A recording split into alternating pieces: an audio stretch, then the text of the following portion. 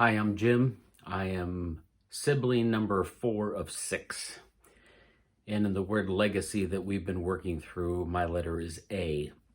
For many of you who've had the chance to be in Mom and Dad's house, you would have seen their house full of antiques. So A stands for antiques.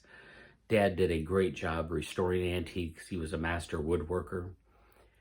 One day, years ago, Dad told me that he believed his ministry was very similar to what he did with antiques, that God had called him to churches where God used him to restore a church or to restore families that had been broken or individuals that needed to be brought back to the Lord.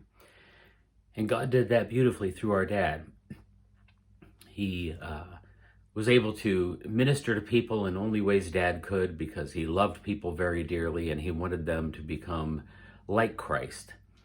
And God used him to restore so many lives during his ministry. So A stands for antiques.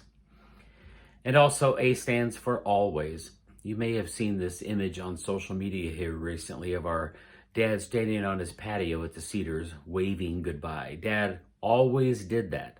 He and Mom always did that. And to me, it always reminded me that as they would wave goodbye and then finally Dad alone waving goodbye, he was communicating, look, I'm always going to be here for you. I'm always going to love you.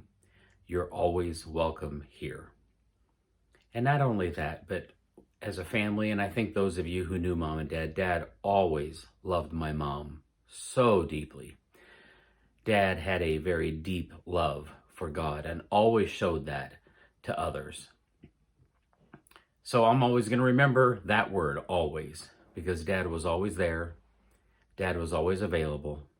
Dad always loved us. He always laughed at our corny jokes. And we know now that Dad will always be with the Lord. And someday we're going to see him as well. Thank you so much for being here. It means so much to our family as we honor our dad.